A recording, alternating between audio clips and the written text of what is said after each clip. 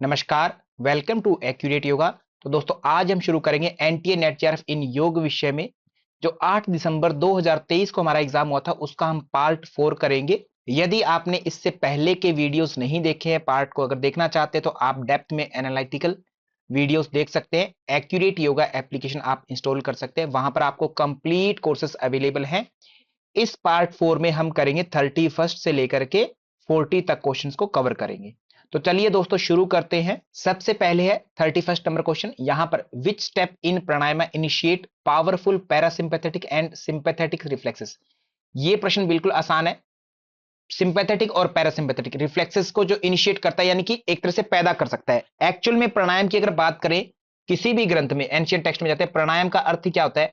कुंभक से होता है। कुंभक, प्राणायाम का मतलब ही कुंभक से होता है। और कुंभक, या मैं ये कहूं कि अगर आपने यूनिट 9 बुक देखी है तो उसमें कहा जाता है कि ऑटोनोमिक नर्वस सिस्टम को इंपैक्ट करने के लिए प्राणायाम जिम्मेदार है। ऑटोनोमिक नर्वस सिस्टम की बात करें तो जिसमें आपका सिंपैथेटिक भी होता है, ऑटोमेटिक सिंपैथेटिक भी होता है और पैरासिंपैथेटिक भी होता है। यही तो दो पार्ट है, ठीक है। यानी प्राणायाम आपका एएनएस ऑटोनोमिक नर्वस सिस्टम, कल को प्रश्न घूम सकता है कि प्राणायाम जो है वो किसको इंपैक्ट करता है? ऑटोनोमिक नर्वस सिस्टम को। और प्राणायाम में क्या होता है? रेचक, पूरक, कुंभक तीनों होते हैं। सामान्य रूप से जब भी प्राणायाम की बात करते हैं, कोई भी एंशिएंट टेक्स्ट या मॉडर्न टेक्स्ट, तो प्राणायाम का मतलब ये होता है कि उसमें कुंभक लगेगा ही लगेगा। यानी कि कुंभक वो चीज है, नॉर्मली सांस तो हर कोई ले रहा है और छोड़ रहा है, इतना मात्र तो नहीं हो सकता। यानी कुंभक से आपका सिंपैथेटिक और पैरासिम्पैथेटिक रिफ्लेक्सेस जनरेट होता है। और ये बात बुक में लिखी गई है एक्चुअल में। तो आप इसको आप ऐसे नोट कर सकते हैं कि सिंपैथेटिक और पैरासिम्पैथेटिक बोले तो ऑटोनोमिक नर्वस सिस्टम को इंपैक्ट डालने के लिए कुंभक का सबसे इंपॉर्टेंट रोल होता है, सभी क्रियाओं में से कुंभक। तो ऑप्शन नंबर 3 जो है आपका इसमें राइट आंसर होगा। और ये बात कॉमन सेंस की के साथ साथ आपको पढ़ने वाली बात है कि आपको 10-12 चीजें पता हुई तो उसके बेस पर आपका ये उत्तर निकलता है। इस प्रश्न का उत्तर होगा आपका ऑप्शन नंबर 3। इसी में एक बात और ध्यान रखनी है कि पूरक, कुंभक, रेचक, नॉर्मल ब्रीदिंग हर चीज हमारे सिंपैथेटिक पैरासिम्पैथेटिक रिफ्लेक्सेस पर इंपैक्ट डालती है।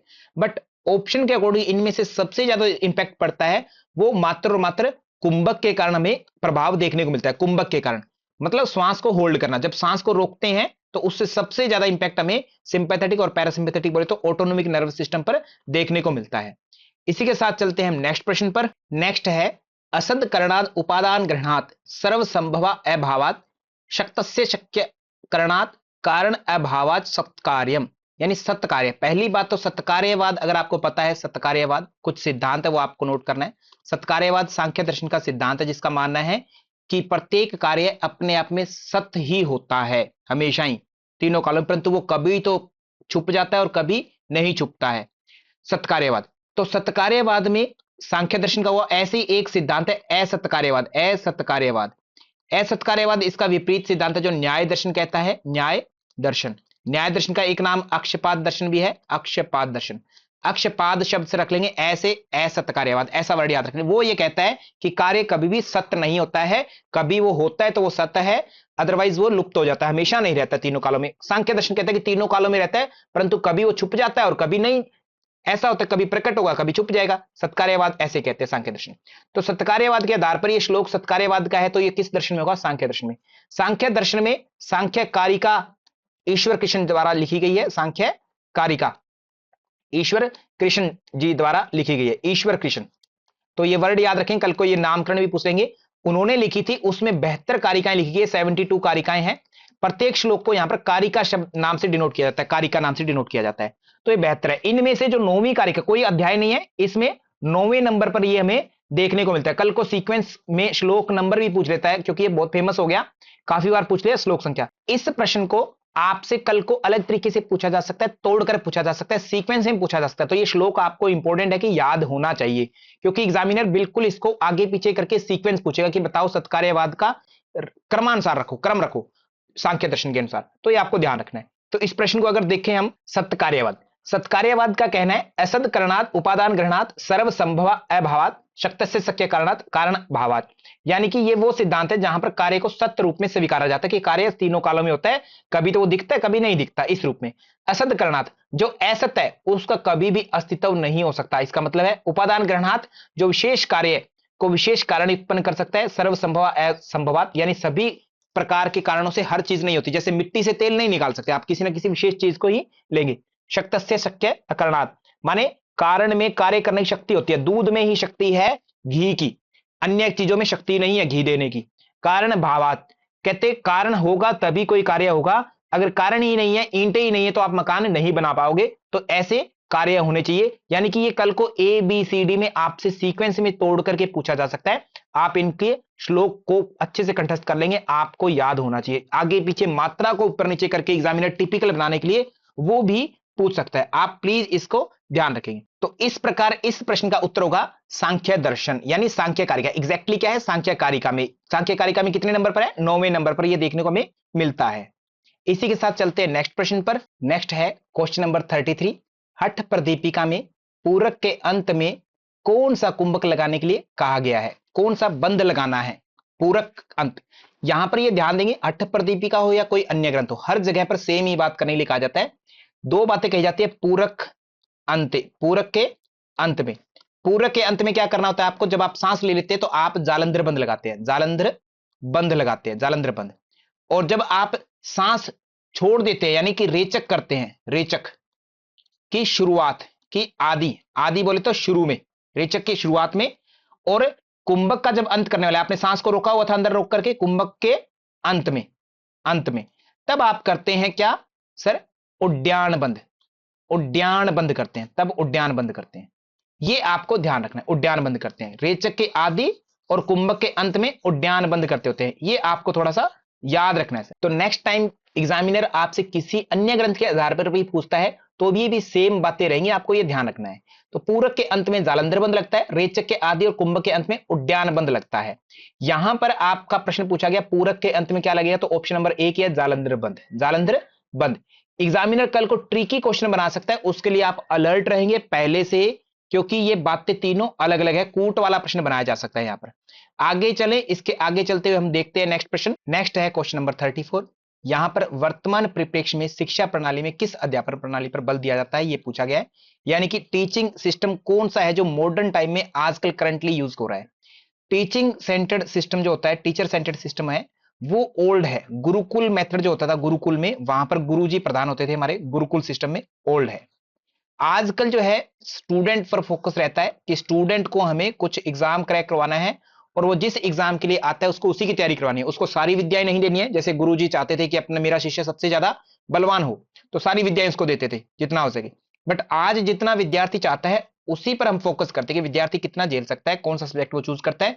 जैसे आप सभी, मैं ये जो भी वीडियो बना रहा हूं वो आप सबको सेंटर में रख करके बना रहा हूं ताकि आपको समझ में आए, आपकी ये नीड है। मेरे पास कोई विद्यार्थी आता है कि सर मुझे नेट जेआरएफ की तैयारी करनी है, उसी को फोकस में रख करके मैं ये सब कुछ क्रिएट करता हूं। तो विद्यार्थी सेंटर्ड अप्रोच आजकल फॉलो होती है। तो इस प्रकार इस प्रश्न का उत्तर होगा स्टूडेंट सेंटर्ड अप्रोच, जो मॉडर्न अप्रोच भी बोलते हैं। इसका अदर नेम जो हो सकता है, कल को पूछा जाए, मॉडर्न अप्रोच। मॉडर्न सेंटर्ड जो है, मॉडर्न अप्रोच है, स्टूडेंट सेंटर्ड अप्रोच फॉलो होती है। ओल्ड जो था हमारा गुरुकुल सिस्टम में, वो टीचर सेंटर्ड अप्रोच थी। तो इस प्रकार इस प्रश्न का उत्तर होगा ऑप्शन नंबर बी। इसी के साथ चलते हैं हम नेक्स्ट प्रश्न पर। नेक्स्ट है क्वेश्चन नंबर 35। हठ योग प्रदीपिका के अनुसार नादानुसंधान की परिचय अवस्था में किस वाद्य यंत्र की ध्वनि सुनाई देती है। कौन सी अवस्था है, परिचय अवस्था। सबसे पहले तो नादानुसंधान की अवस्थाएं कितनी होती है, प्रत्येक जगह पर 4 अवस्थाएं होती है। पहली होती है आरंभ अवस्था, आरंभ। दूसरी होती है घटावस्था, तीसरी होती है परिचय अवस्था, चौथी होती है निष्पत्ति अवस्था, निष्पत्ति अवस्था। ऐसे ये 4 अवस्थाएं होती है, इनको आप सीक्वेंस में याद रखेंगे। तो यहां पर परिचय अवस्था की बात करें, तीसरी अवस्था है। तीसरी अवस्था में किस यंत्र की आवाज सुनाई देती है, सबसे पहले पहली अवस्था थी उसमें कवणक, बोले तो झरझर जैसी, झरने जैसी आवाज आती है। और घंटा जो घटावस्था है उसमें 2 आवाज आती होती है। दूसरी अवस्था है घटावस्था, उसमें 2 आवाज आती होती है। नंबर 1 भेरी और विमर्द। भेरी एक वाद्य यंत्र होता है और विमर्द उसकी आवाज आती है, विमर्द की। और परिचय अवस्था होती है, उसमें मर्दल बोले तो ढोल की आवाज आती है। मर्दल बोलते हैं ढोल को, बहुत बड़ा नगाड़ा टाइप में होता है ढोल, उसकी आवाज आती होती है। निष्पत्ति अवस्था में माता सरस्वती का जो वीणा होता है उसकी साउंड आती होती है, ये आवाज आती होती है। तो यहां पर आप देखिए परिचय अवस्था में पूछा गया है, परिचय अवस्था में मर्दल या ढोल ये आवाज आती होती है। ऑप्शन नंबर 2 जो है आपका राइट आंसर हो जाएगा, ऑप्शन नंबर 2। अब बाकी कौन सी साउंड कब आती है वो ध्यान होना चाहिए। आरंभ अवस्था में कवणक की आती है, आरंभ में कवणक की आती होती है। भेरी और विमर्द, भेरी आती है घटावस्था में और विमर्द भी भेरी अवस्था में आती है घटा में। इन अवस्थाओं को ध्यान में रखते हुए आपको इनकी ग्रंथियों को भी ध्यान में रखना है। जैसे आरंभ अवस्था है उसमें ब्रह्मा ग्रंथि की बात करते हैं, ब्रह्म ग्रंथि का भेदन होता है। दूसरी अवस्था में विष्णु ग्रंथि का भेदन होता है। तीसरी अवस्था में कोई ग्रंथि का भेदन नहीं होता, तीन तिगाड़ा काम बिगाड़ा, उसमें कोई ग्रंथि का भेदन नहीं होता। निष्पत्ति अवस्था होती है ब्रह्मा विष्णु और महेश, महेश को हम क्या कहते हैं, भगवान शिव यानी रुद्र का अवतार मानते हैं, तो रुद्र ग्रंथि। ऐसी तीन अवस्थाएं होती है, तीन ग्रंथियां होती है, ब्रह्मा ग्रंथि का आरंभ अवस्था में, विष्णु ग्रंथि का घटावस्था में और रुद्र ग्रंथि का निष्पत्ति अवस्था में भेदन होता है। ये आपको याद रखना है तीनों के तीनों। आगे बात करें तो इनका फल आदि क्या है वो भी ध्यान रखना है। जैसे आरंभ अवस्था में कहते हैं कि आपकी देह दिव्य हो जाती है, तेजस्वी, दिव्य, गंध, आरोगी, प्रसन्न चेतस और शून्यचारी हो जाता है। घटावस्था में दो लाभ होते हैं, ज्ञानी और देवतुल्य हो जाता है साधक। और जो परिचय अवस्था है उसमें दोष, दुख, जरा, व्याधि, शुद्धा, निद्रा ये अवस्था आती है। और निष्पत्ति अवस्था में सृष्टि संहार करता हो जाता है और साधक ईश्वर तुल्य हो जाता है और राजयोग का अधिकारी होता है। राजयोग का अधिकारी मतलब समाधि का अधिकारी हो जाता है, ये अर्थ निकलता है। तो इस प्रश्न का ऑप्शन हमारा राइट हो जाएगा, ऑप्शन नंबर 2। इसी के साथ चलते हैं हम नेक्स्ट प्रश्न पर। नेक्स्ट है 36 नंबर क्वेश्चन। याज्ञवल्क्य स्मृति के किस प्रकरण में कर्मेंद्रियों, प्राणों का स्थान एवं आत्मा के ध्यान की विधि का वर्णन किया गया है? ये ऐसा प्रश्न है जिसका कोई हाथ पैर नहीं होता कि आप ये सोचे कि इस प्रश्न के बेस पर नेक्स्ट प्रश्न कैसा आएगा, कोई प्रेडिक्ट नहीं कर सकते आप। क्योंकि ये अगर याज्ञवल्क्य स्मृति आपने देखी अच्छे से तो आप बता सकते हैं, अदरवाइज नहीं बता सकते। ये कोई कॉमन सेंस का प्रश्न नहीं है, अगर आपने पढ़ी है और अच्छे से पढ़ी है तो ही आप उत्तर दे सकते हैं। इसलिए इसके आधार पर क्या नेक्स्ट प्रेडिक्शन है, हमारी क्वेश्चन क्या बन सकता है, आप नहीं पता कर सकते। तो इसमें यति धर्म प्रकरण जो कहा गया है उसमें से ये बात की गई है, ऑप्शन नंबर 4 यति धर्म प्रकरण, ये आपका राइट आंसर होगा। इसमें ही चर्चा की गई है कर्मेंद्रिय, प्राणों का स्थान, आत्मा आदि, इनके ध्यान आदि की विधि कैसे करना है कैसे नहीं करना, सब चर्चाएं यति धर्म प्रकरण उसमें ही देखने को मिलती है। इसी के साथ चलते हैं हम नेक्स्ट प्रश्न पर। नेक्स्ट क्वेश्चन है 37 नंबर। यहां पर पूछा गया है शांभवी मुद्रा। शांभवी मुद्रा जो है भ्रूमध्य दृष्टि से होती है। सिंपल, बिल्कुल सिंपल प्रश्न है, हल्का सा भी पता तो आप आराम से उत्तर इसका दे सकते हैं। खेचरी मुद्रा की बात करें तो जीवा को कपाल कुहर में प्रविष्ट करना। ध्यान रखना खेचरी की फुल फॉर्म यानी कि खेचरी मुद्रा पूर्ण रूप से कब होती है, कपाल कुहर में जीभ को लगाना और भ्रूमध्य दृष्टि करना, भ्रूमध्य दृष्टि करना। कल को यह प्रश्न थोड़ा सा ऊपर नीचे हो सकता है कि कल को खेचरी के सामने आपको दृष्टि भ्रूमध्य मिले, तो ध्यान रखना यह भी सत्य है कि कपाल कुहर में जीभ लगा करके दृष्टि भ्रूमध्य करना तब पूरी खेचरी मानी जाती है। इस बात को आपको पता होना चाहिए। आगे बात करें, नेक्स्ट महावेद मुद्रा है। महावेद की बात करें तो इसमें हम नितंबों को धरती पर पटकते हैं, आप अर्ध पद्मासन आदि स्थिति बना लेते हैं और दोनों हाथों को जमीन पर रख करके ऊपर नीचे करते हैं, तो वो महावेद मुद्रा कहलाती होती है, महावेद मुद्रा। अगर हम देखें महामुद्रा, महामुद्रा में क्या होता है, एक पांव की एड़ी को आप जनन अंग योनि स्थान पर लगा लेते हैं और उसको दबाते हैं और एक पैर को सीधा कर लेते हैं। पूरी विधि डिस्कशन यहां पर नहीं की गई है, केवल एक इशारा किया गया, तो उसके बेस पर आपको ये उत्तर पता होना चाहिए। तो इस बेस पर ए का 3 होना चाहिए, मतलब ऑप्शन नंबर 1 जो है इस प्रश्न का राइट आंसर होगा। ऑप्शन नंबर 1 जो है बिल्कुल आपका राइट हो जाएगा। इसी के साथ चलते हैं नेक्स्ट प्रश्न पर। नेक्स्ट प्रश्न है बिल्कुल कॉमन सेंस का प्रश्न है। 5 तत्व पूछे गए और पंचकोश बताए गए हैं यहां पर। तो आपको बता देता हूं 5 कोश कैसे कैसे होते हैं। सबसे पहला कोश जो हम मानते हैं शरीर में जो हमें दिखता है, हर व्यक्ति इसको जानता है, अन्नमय कोश। ये एक शरीर को सब कोई जानता है, हर व्यक्ति इसी के तरीके से व्यवहार करता है। हम भोजन करते हैं, अन्नमय कोश में जाता है और अन्नमय कोश से बाहर चला जाता है। अन्नमय के बाद में आता है आपका प्राणमय, प्राणमय कोश, प्राणमय। फिर आता है मनोमय कोश, मनोमय। मनोमय के बाद में आता है विज्ञानमय कोश, विज्ञानमय। विज्ञानमय के बाद में आता है आनंदमय। ऐसे 5 कोश होते हैं, 5 कोश होते हैं। तो ये ध्यान रखेंगे, इतना पता है और आपको थोड़ा सा लॉजिक लगाना आता है आराम से, तो आराम से प्रश्न हो जाए। अन्नमय कोश भौतिक शरीर होता है, स्थूल होता है, स्थूलता का प्रतीक है पृथ्वी, पृथ्वी। प्राण में ऐसे ही आपको आगे आगे याद रखना है। तो ये सारे कोश जो है आपके तरीके से आगे बढ़ेंगे और सीक्वेंस से बढ़ेंगे। यानी पृथ्वी हो गया, जल जो होगा प्राणमय का होगा, पृथ्वी जल। अग्नि जो होगा मनोमय का होगा। विज्ञानमय की बात करें तो अग्नि वायु और आकाश आनंद का होगा। ये सभी प्रतीक है अलग अलग महाभूत, अलग अलग कोशों के। यहां पर आप ऐसा सोच सकते हैं कि सर जो वायु है वो तो प्राणमय से होना चाहिए, बिल्कुल, परंतु सीक्वेंस में तत्व चल रहे हैं यहां पर, सीक्वेंस में आपको ध्यान रखना चाहिए। तो इसमें अगर आप सूचीबद्ध मिलाएंगे तो अग्नि जो है, अग्नि किसका प्रतीक है, मनोमय का, तो मनोमय से जोड़ा। सेम पृथ्वी की बात करें तो पृथ्वी अन्नमय, अन्नमय से जोड़ा। ऐसे ही आकाश की बात करें तो आनंदमय हुआ और रिमेनिंग जो जल है हमारा, जल किससे हो जाएगा, ऑप्शन नंबर 1 जो डी से हो जाएगा। तो इस प्रश्न का उत्तर अगर हमें देखना है तो ऑप्शन नंबर ए के आगे 3 होना चाहिए, जो कि हमारा ऑप्शन नंबर 2 राइट हो जाएगा। इस प्रश्न का ऑप्शन क्या होगा, राइट, ऑप्शन नंबर 2 हो जाएगा। यहां पर एक बात और आपको ध्यान रखनी है कि जी ये जो चीज दी गई है पंचकोश, पंचकोशों का वर्णन किस ग्रंथ में किया गया है, ये आपको अच्छे से पता होना चाहिए। पंचकोशों का वर्णन किस ग्रंथ में किया गया है? तैत्तिरीय उपनिषद। तैत्तिरीय उपनिषद में आपके पंचकोशों का वर्णन किया गया है, ये भी ध्यान रखेंगे। और किसी भी उपनिषद जो आपके सिलेबस में, उनमें पंचकोशों का नामकरण देखने को नहीं मिलता, केवल तैत्तिरीय उपनिषद है, वहां पर आपको पंचकोशों का वर्णन देखने को मिलता है। नेक्स्ट प्रश्न देखते हैं। नेक्स्ट है क्वेश्चन नंबर 39। दुराचारी व्यक्तियों के लिए किस सद्गुण का विकास किया जाना चाहिए? दुराचारी व्यक्ति यानी कि जो बुरे व्यक्ति हैं, उनके साथ कैसा व्यवहार करेंगे आप? यहां पर यह प्रश्न ऑप्शन देखने पर मालूम होता है कि यह प्रश्न योग सूत्र से है। योग सूत्र से है। योग सूत्र में 1/33 मैत्री करुणा मुदितो उपेक्षाणाम, उपेक्षा नाम सुख दुख पुण्य अपुण्य, अपुण्य व्यक्ति यानी जो बुरे व्यक्ति हैं, उनके प्रति कैसा व्यवहार करेंगे आप?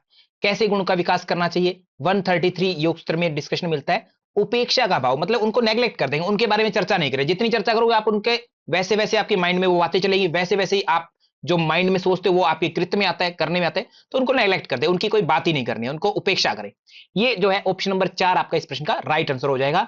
इसी के साथ हम देखते हैं कि प्रसन्नता का भाव यानी किसके प्रति? मुदिता, संस्कृत में बोलते हैं मुदिता, मुदिता। करुणा का भाव दुखियों के प्रति, मित्रता का भाव सुखियों के प्रति, और प्रसन्नता का भाव जो पुण्य करते हैं, पुण्यवान जो होते हैं, प्रसन्नता का भाव। और जो अपुण्य करते हैं, अपुण्य मतलब किसी को मारते पीटते हैं, राक्षस प्रवृत्ति के हैं, जो दुख देते हैं किसी को, ऐसे व्यक्ति जो होते हैं, पापी व्यक्ति होते हैं, उनके प्रति उपेक्षा का भाव रखना है। 133 नंबर सूत्र में ये डिस्क्रिप्शन मिलता है योग सूत्र में।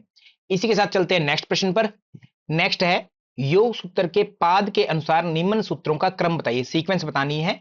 तो यहां पर आपके सामने सूत्र दिए गए हैं, इनकी सीक्वेंस आपको ध्यान में रखनी है। और ये हाफ सूत्र है, तोड़ करके दिया गया, पूरा नहीं दिया गया है। कुछ सूत्र इसमें से आधे कर दिए, कुछ सूत्र पूरे रख दिए। तो आपको यहां पर 3/15 कर्मण्यत्व परिणामन्यत्व हेतु 3/15 देखने को मिलता है। प्रत्यस्य परचित्त ज्ञानम, दूसरे के चित्त का ज्ञान होना, ये 3/19 है। तद अर्थ एवं दृश्य से आत्मा, ये दूसरे अध्याय का है 21 नंबर पर। तीव्र समेगा नाम आसन्न है, ये प्रथम पाद का है 21 नंबर सूत्र। दृष्टि दृश्य उपरक्तम चित्तम सर्वार्थम, ये 4/23 का है। तो यहां पर देखो बेसिकली बच्चा कहेगा सर इतना बारीकी से याद नहीं होता, बट आपको एटलीस्ट ये पता होना चाहिए कौन सा किस चीज किस पाद में है। तो डी सबसे पहले होना चाहिए उत्तर में, डी सबसे पहले होगा आपका उत्तर में, डी यानी कि पहले अध्याय में। तो इतना पता है तो एलिमिनेट कर लो, इतना पता है तो यहां पर तो चलो मैंने सारे एक एक सूत्र बता दिए, एग्जाम में आपको ऐसा नहीं मिलेगा। तो सबसे पहले आपको ये पता हो कि सबसे पहले क्या आएगा, डी सबसे पहले रहेगा, ये इतना तो एहसास होता है हर बच्चे को। उसके बाद में सी होना चाहिए, तदर्थ एव दृश्य से आत्मा, डी के बाद में सी होगा, पहले डी फिर सी मिलेगा। अब इसके बाद में क्या होगा, ए या बी, ये देखो ए या बी, इतने देखो। प्रत्यस्य परचित ज्ञानम, अगर यहां पर आपका कंफ्यूजन बना हुआ है तो फिर अब इस प्रश्न का उत्तर नहीं दिया जा सकता। यानी कि अब आपके लिए जरूरी है कि योग सूत्र जो है आपको सीक्वेंस में याद करना पड़ेगा, बिल्कुल सीक्वेंस में, एग्जैक्ट सीक्वेंस आपको आनी चाहिए। तो यहां पर अगर संख्या के हिसाब से देखिए, कर्मण्यत्व परिणामन्यत्व हेतु, ये ए पहले है, तो इसी से हमारा उत्तर बन गया DCA और BE, DCA BE, ये उत्तर होगा हमारा। ऑप्शन नंबर 1 जो है इस प्रश्न का उत्तर हो जाएगा। आपको बारीकियों पर ध्यान देना है। अब आपके लिए सूत्र कंठस्थ करना बहुत जरूरी है, और वो भी सीक्वेंस में। याद करने के लिए आप 5-5 का जोड़ा बना सकते हैं, उस तरीके से याद कर सकते हैं, और बहुत ही अच्छे से आपको सीक्वेंस याद हो जाएगी, कभी भूलेंगे नहीं जीवन में। इसी के साथ में हमारा पार्ट 4 कंप्लीट होता है। यदि आपने इसके अलावा अन्य पार्ट नहीं देखे हैं और आप कंप्लीट पार्ट एक ही बार में देखना चाहते हैं, तो एक्यूरेट योगा एप्लीकेशन आप इंस्टॉल कीजिए, उसमें आपको सारी चीजें एक ही बार में दिख जाएंगी। और यदि आप नेट जेआरएफ की तैयारी सिस्टमेटिकली करना चाहते हैं, तो भी हमारे पास पेपर 2 और पेपर 1 के सारे कोर्सेस अवेलेबल हैं। आप आज से ही अपनी जर्नी शुरू कर सकते हैं। So thank you to all, धन्यवाद आप सभी का, थैंक यू सो मच।